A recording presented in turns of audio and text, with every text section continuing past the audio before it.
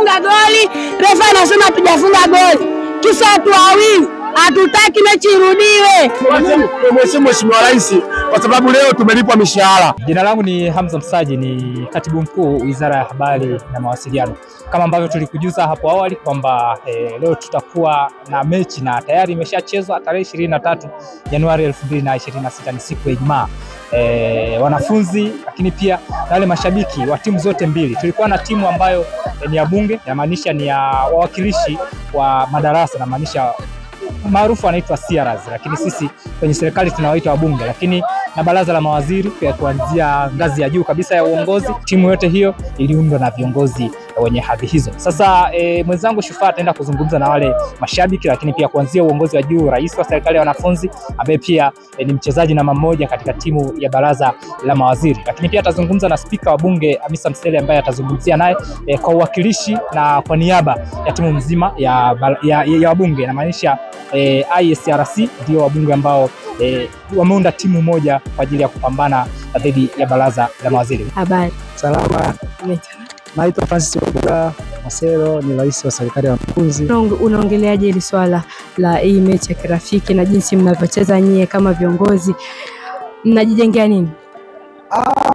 Michezo ni rafiki pia, afu ni upendo. Kwa ujumla ni mechi nzuri. Mechi nzuri ukiangalia modality ya watu ilivyochukuliwa, ni mechi ambayo inalenga kuwaweka watu pamoja baina ya serikali na wabunge.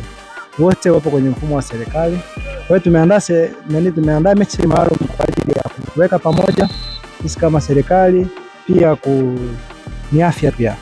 Ni afya ujumla, na kiukweli ni kuongeza upendo dhidi yetu sisi baina ya wabunge na mawaziri. Lakini tunategemea ushindi sisi kama baraza la mawaziri. Naitwa Hamisa, ni spika wa bunge la wanafunzi. Kwa kweli leo umetuleta pamoja serikali na bunge. Kwa hiyo tupo tunamshukuru Mungu, tunafurahia. Michezo ni sehemu ambayo inakutanisha watu wanaenjoy, tunatoa stress kidogo, watu wanapunguza wanasema baadhi ya magonjwa ambayo yasioambukiza kupitia michezo hii wanayocheza, kwa maana wachezaji wetu. Kwa hiyo ni nzuri, tunamshukuru Mungu kwa kweli. Wewe ni shabiki wa mawaziri au wabunge? Mimi ni shabiki wa mawaziri. Mawaziri. Kama tunavyoona kwa sasa wanaongoza goli moja. Unaonaje kwanza hilo goli? Nimelifurahia kipekee maana limepigwa na shujaa mmoja hivi. Ulikuwa unalitarajia? Nilikuwa na matarajio hayo. Funga goli, refa anasema hatujafunga goli, kisa watu wawili. Hatutaki mechi irudiwe. Sasa hapo ndo tunamwambia mimi na ujamaa sasa, hiyo game lazima sisi tuwafunge. Ni mazoezi tu. Hilo haiwezekani kwa sababu jana mlikuja mazoezi, lakini sisi kama mawaziri hatujafanya mazoezi yoyote kwa kujiamini kwamba kipaji tunacho. Mpira ni kipaji, uzuri sio maneno. Uzuri ndugu msikilizaji, tumemheshimu Mheshimiwa Rais kwa sababu leo ametulipa mishahara. Kwa hiyo tumemheshimu Mheshimiwa Rais kwa sababu leo tumelipwa mishahara. Tungemkata hapa, kuna wengine hatujapewa posho za vikao. Kwa hiyo tukipata posho za vikao tutarudi tena kuongea.